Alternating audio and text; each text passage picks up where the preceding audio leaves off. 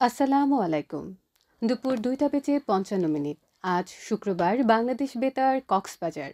স্থানীয় খবরে স্বাগত জানাচ্ছি সেতু সাহা। বাংলাদেশ বেতার কক্সবাজারে আঞ্চলিক কেন্দ্রের কণ্ঠস্বর পরীক্ষায় উত্তীর্ণদের মাঝে সনদ বিতরণ করা হয়েছে। আজ কেন্দ্র প্রাঙ্গণে বিভিন্ন বিভাগে উত্তীর্ণ ১৯২ জনের মাঝে সনদ বিতরণ করা হয়। উৎসব মুখর পরিবেশে এসব সনদ বিতরণ করেন বাংলাদেশ বেতারের মহাপরিচালক মোহাম্মদ সালাহ উদ্দিন।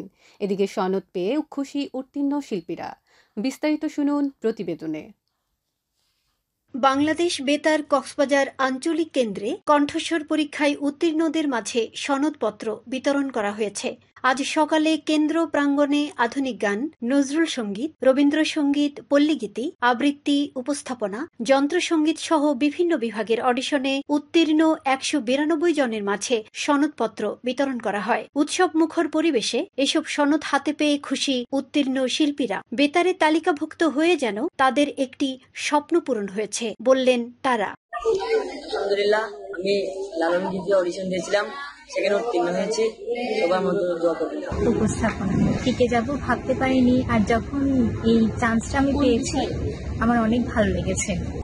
আমি এখানে 5টা বিষয়ে অডিশন দিয়েছি, তো আমি আলহামদুলিল্লাহ 5টা বিষয়ে সিলেক্ট হয়েছি। কক্সবাজার কেন্দ্রের আঞ্চলিক পরিচালক মোহাম্মদ আশরাফ কবিরের সভাপতিত্বে অনুষ্ঠানে প্রধান অতিথি ছিলেন বাংলাদেশ বেতারের মহাপরিচালক জনাব মোহাম্মদ সালাউদ্দিন। নবনির্বাচিত শিল্পীদের অভিনন্দন জানানোর পাশাপাশি তাদের সাফল্য কামনা করেন প্রধান অতিথি। এ সময় তিনি বলেন, সরকারের উন্নয়নমূলক কর্মকাণ্ডে জনসম্পৃক্ততা তৈরি করে দেশের সার্বিক উন্নয়নে কাজ করছে বাংলাদেশ বেতার।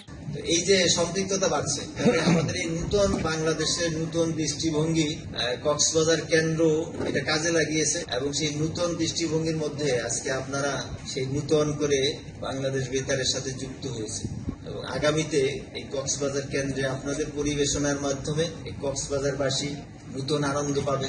অনুষ্ঠানে অতিরিক্ত পরিচালক প্রশাসন ও অর্থ সৈয়দ জাহিদুল ইসলাম, উপবার্তা নিয়ন্ত্রক মোহাম্মদ মাহমুদুন নবী সহ অন্যান্যরা বক্তব্য রাখেন। এ সময় বাংলাদেশ বেতারের সহকারী পরিচালক মোহাম্মদ রাসেল শেখ, কক্সবাজার কেন্দ্রের কর্মকর্তা কর্মচারী, শিল্পী, কলাকুশলী ও অভিভাবকেরা উপস্থিত ছিলেন। নিউজ ডেস্ক, বাংলাদেশ বেতার, কক্সবাজার। কক্সবাজার সমুদ্র উপকূলে শুটকি মাছ উৎপাদনে ধুম পড়েছে। 2 সপ্তাহ ধরে জেলার শুটকি মহাল, বাসাবাড়ির ছাদ ও আঙিনায় বাঁশের মাচাঙে শুটকি তৈরি হচ্ছে। আগামী মে মাস পর্যন্ত উন্মুক্ত পরিবেশে উপকূলের প্রায় 900 মহালে সামুদ্রিক মাছ শুকিয়ে দৈনিক 150 মেট্রিক টন শুটকি উৎপাদন হবে বলে জানিয়েছে সংশ্লিষ্টরা। শুটকি পর্যটন পণ্য হিসেবে সমাদৃত। এ সময়ে কক্সবাজারে ভরপুর পর্যটক। ফলে পর্যটক ও স্থানীয়দের চাহিদা পূরণ করে বেশিরভাগ শুটকি ট্রাকে বোঝাই করে নিয়ে যাওয়া হয় চট্টগ্রাম শহরের খাতুনগঞ্জে। সেখান থেকে 3 পার্বত্য জেলা বান্দরবান, খাগড়াছড়ি, রাঙামাটি সহ দেশের বিভিন্ন এলাকায় শুটকি যাচ্ছে বলে জানালেন ব্যবসায়ীরা। কক্সবাজার শহরের নাজিরার টেক দেশের সবচেয়ে বড় শুটকি পল্লী। এখানে ছোট বড় মিলিয়ে প্রায় 700টি শুটকি মহলে এখন কয়েক হাজার শ্রমিক ব্যস্ত সময় পার করছেন। কক্সবাজার শুটকি ব্যবসায়ী মালিক সমিতির সাধারণ সম্পাদক মোহাম্মদ ইশাক জানান, মহলগুলোতে রূপচাঁদা, সুরমা, গুইজ্জা, ছুরি, লাক্ষা মাছ সহ 5 মিশেরই শুটকি উৎপাদন শুকানো হচ্ছে।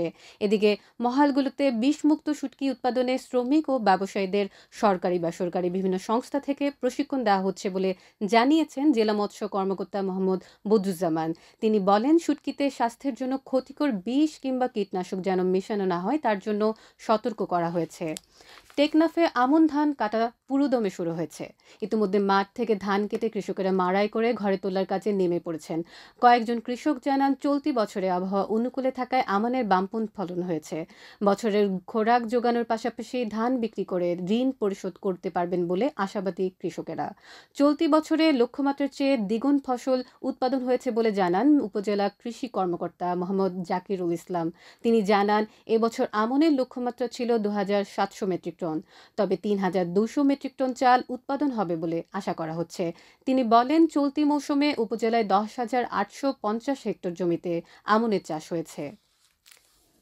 আবহাওয়া। আগামীকাল দুপুর 12টা পর্যন্ত 24 ঘন্টার পূর্বাভাসে বলা হয়েছে, অস্থায়ীভাবে আংশিক মেঘলা আকাশসহ আবহাওয়া প্রধানত শুষ্ক থাকতে পারে। কক্সবাজার সমুদ্র বন্দরের জন্য কোনো সতর্ক সংকেত নেই।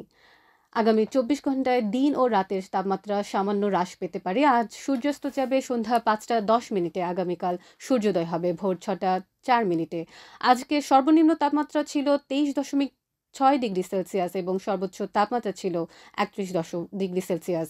এখন জানিয়ে দিচ্ছি বাঁকখালী নদীর মোহনা ও সংলগ্ন এলাকার সামুদ্রিক জোয়ার ভাটার সময়সূচি। আজ জোয়ার শুরু হবে বিকেল 4:16, চলবে রাত 10:04 পর্যন্ত। ভাটা শুরু হবে রাত 10:04, চলবে ভোর 4:53 পর্যন্ত। পুনরায় জোয়ার শুরু হবে ভোর 4:53, চলবে আগামীকাল 10:18 পর্যন্ত। সবশেষে পর্যটক বার্তা। পর্যটন নগরী কক্সবাজার আগত ভ্রমণ পিপাসুদের সাগরের পানিতে নামার পূর্বে সাবধানতা অবলম্বন করার জন্য অনুরোধ করা হচ্ছে। যারা সাঁতারে দক্ষ নন তাদের পানিতে বেশি দূর যাওয়া উচিত নয়। ভাটার সময় স্রোতের সাগরমুখী টান প্রবল হওয়ায় সাগরের গভীরে ভেসে যাওয়া এমনকি প্রাণহানির আশঙ্কা থাকে। সেই সাথে পর্যটকদের স্বাস্থ্যবিধি মেনে চলার পরামর্শ দেওয়া হচ্ছে। খবর শেষ হলো। আমাদের পরবর্তী খবর প্রচারিত হবে আগামীকাল 9:25